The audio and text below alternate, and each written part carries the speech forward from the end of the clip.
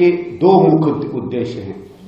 एक तो आतिशी जी ने कोई 5-6 दिन पहले एक प्रेस कॉन्फ्रेंस में इस बात को कहा कि मुझे भारतीय जनता पार्टी से सैकड़ों करोड़ों मिलते हैं। तो मुझे याद आई कि पिछले 10-12 साल से जिस तरीके से इन्होंने विधिवत तरीके से, नियमित तरीके से कांग्रेस पे, मुझ पे, मेरी स्वर्गीय माता जी पर जो एक एक करके हमले किए थे भ्रष्टाचार के, उस पर मैं आप लोगों द्वारा उनसे सवाल उठाना चाहता हूं और कुछ सवाल पूछना चाहता हूं। और 12-13 साल से जिन सवालों का मैं जवाब पूछ रहा हूं, मेरा समय आ गया है, या तो आम आदमी पार्टी उन सवालों का जवाब दे या फिर ये सवाल कम से कम पूछने को बंद करे। दूसरा क्या है, मैंने देखा है कि 10 साल बाद जो सरकार आई है केजरीवाल साहब की, वो अपना हिसाब किताब दे रहे हैं, तो कुछ इंटरव्यू देते हैं, कई जगहों पर बात करते हैं और उन्होंने कई आंकड़े जनता में फेंकने शुरू किए हैं कि किस तरीके का उन्होंने विकास किया है पिछले 10 सालों में। और मैं आप लोगों से थोड़ा सा समय चाहूंगा, उन्हीं के आंकड़ों को मैं उन्हीं के सामने प्रस्तुत करता हूं और ये आप लोग तय करिएगा कि क्या ये लोग कहते हैं क्या नहीं करते। क्योंकि दिक्कत क्या है, दिक्कत ये नहीं है कि कोई सरकार अपनी बात को बढ़ चढ़ कर बताती है, पर दिक्कत है अगर सरकार सीधे सीधे झूठ बोले, और मैं तो कहूंगा आदतन झूठ बोले, तो बहुत बड़ी दिक्कत होती है। और अंत में 2-1 पॉइंट उसके बाद रहेंगे। इन्होंने, आपने देखा होगा, कोई 5-6 सीएजी की रिपोर्ट्स आई थी जो इन्होंने सार्वजनिक नहीं की, असेंबली में नहीं दी। कुछ मित्रों ने इधर उधर से उसके कुछ अंश मुझे दिखाए हैं। उन अंशों पे, उन रिपोर्ट्स पर हम लोग बाद में पीसी करेंगे क्योंकि फिर बहुत लंबा हो जाएगा। लेकिन उसके 2-1 चीजें मैं जरूर निकालकर आपको दिखाऊंगा जिससे पता चलेगा कि पिछले 10 साल में किस तरीके से सरकार ने अपने काम किए हैं। सबसे पहला जो एक सवाल ये बार बार करते हो, इस पे सवाल पूछना इसलिए आवश्यक है क्योंकि इस बात को लेके ये करप्शन की सारी चीजों को मोड़ते हैं। ये कहते हैं कि साहब हमारे पास एंटी करप्शन ब्यूरो नहीं है, जिस कारण से हम कुछ नहीं कर पाते। तो मैं इनसे पूछना चाहता हूं कि आपने इस देश में हल्ला खड़ा कर दिया था लोकपाल के नाम पर, तो दिल्ली में लोकायुक्त तो है। अगर आपके पास फाइलें थी, आपके पास सबूत थे, तो आप लोकायुक्त के पास क्यों नहीं गए? आपने हाईकोर्ट में चिट्ठी क्यों नहीं भेजी? आपने एनजी साहब को क्यों नहीं किया? और मैं एक उदाहरण देता हूं, 2012 में जब कोल का स्कैम आया था तो मैंने एक चिट्ठी लिखी थी सेंट्रल विजिलेंस कमीशन को, जो उसके बाद सीबीआई को गई, और जितने भी 18-20 केस कोल में चल रहे हैं वो सब केवल एक मेरे पत्र के ऊपर चल रहे हैं। आज भी उन पर केस चल रहा है।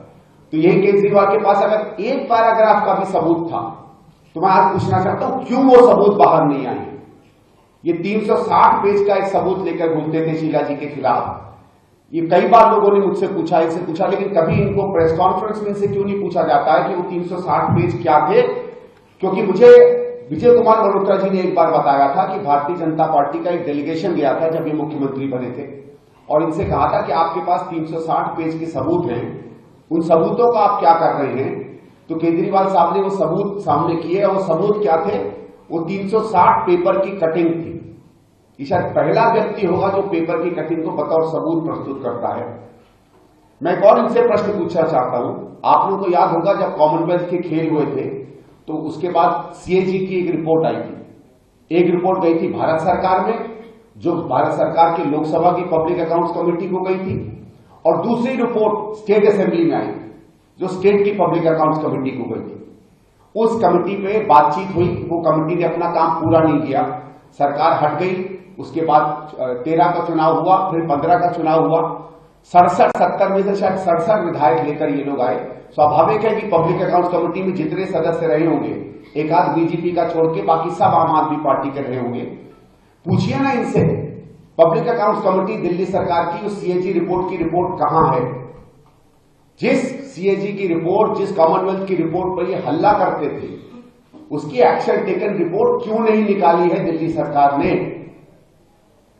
क्यों नहीं उन चीजों पर, उन मांगों पर ये बात कहते हैं जिन बात पर ये बार बार इल्जाम लगा रहे थे?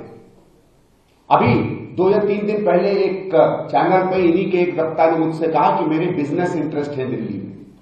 मैं आज नहीं, मैं 10 साल से इस पार्टी से कह रहा हूं, हिम्मत हो तो एक सबूत दीजिए ना। और मैं आप लोगों के माध्यम से कहता हूं, मुझे भी न्याय चाहिए, एक सबूत दिखाइए। पूरी दिल्ली में इन्होंने इस बात को फैलाया। मैं स्पष्ट करना चाहता हूं, आपने देखा होगा ये ऑरेंज रंग की जो बसें चलती हैं, पूरी दिल्ली में कहा गया है कि ऑरेंज रंग की बसें मेरी हैं। मैंने एक पत्र लिखा आज से 3-4 महीने पहले डिम्स को, मैंने कहा साहब टिम्स में अगर मेरी बसें चलती हैं तो पिछले 10 साल में मुझे तो 1 रुपया किराया नहीं आया है, या तो मुझे किराया भेज दीजिए या स्पष्ट कर दीजिए बसें किसकी हैं। मेरे पास तो अभी तक टिम्स का जवाब नहीं आया। मैंने एलजी साहब को आज से 1-1.5 साल पहले पत्र लिखा और तमाम जो चीजें पब्लिक में चलती थी सबका उल्लेख करके कहा कि आप इन पे इंक्वायरी बिठाइए, क्योंकि मुझे किसी चीज का भय नहीं। मैंने एलजी साहब से रिक्वेस्ट की कि आप इंक्वायरी बिठाइए, और वो 8-10 चीजें जो कही जाती थी मेरे बारे में सब मैंने स्पष्ट की कि एक भी अगर आपको सच मिले तो आप उसको नेशनलाइज कर दीजिएगा और मुझे जेल भेज दीजिएगा। एलजी साहब का भी उसके बाद कोई पत्र मेरे पास नहीं आया। मैं 1-2 और आपसे सवाल पूछता हूं और आपके द्वारा केजरीवाल जी से पूछता हूं। आपको याद होगा बिजली पर यह कहते थे कि बिजली में इसलिए रेट हाई है क्योंकि दिल्ली सरकार और बिजली कंपनियों के बीच में भ्रष्टाचार है।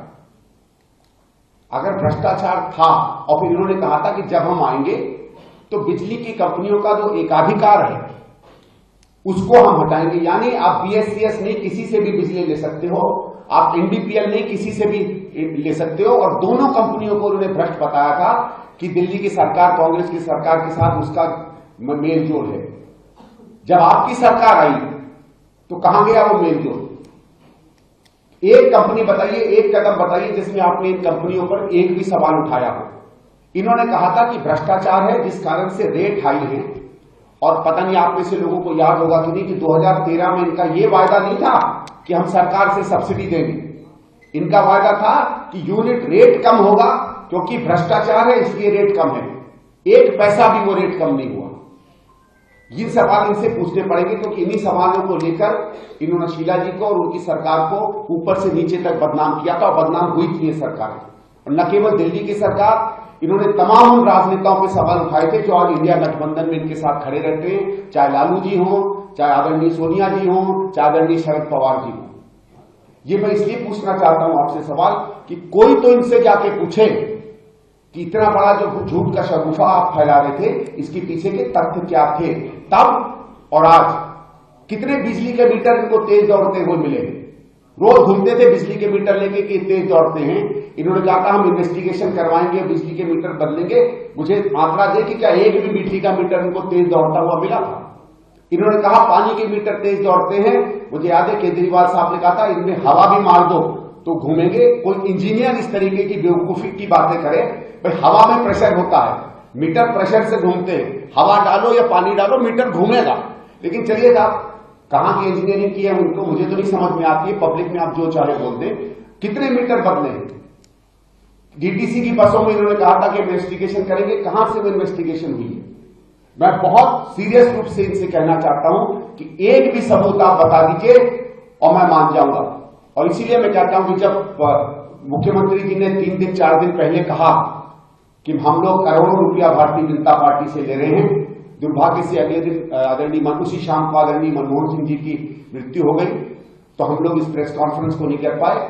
आज ही इस प्रेस कॉन्फ्रेंस के बाद मेरे लॉयर साहब से मैंने बात की है और मैं आतिशी जी और संजय सिंह के खिलाफ, दोनों के खिलाफ क्रिमिनल और सिविल डेफोमेशन का मामला लेकर जा रहा हूं। और मैंने कहा है कि आप इन पे मुझे 10 करोड़ रुपया दीजिए। वो 10 करोड़ रुपया में 5 करोड़ हम यमुना क्लीनिंग में देंगे, यमुना जी की सफाई के लिए डोनेट कर दूंगा, और बाकी का 5 करोड़ जो हवा जहरीली हो रही है उसके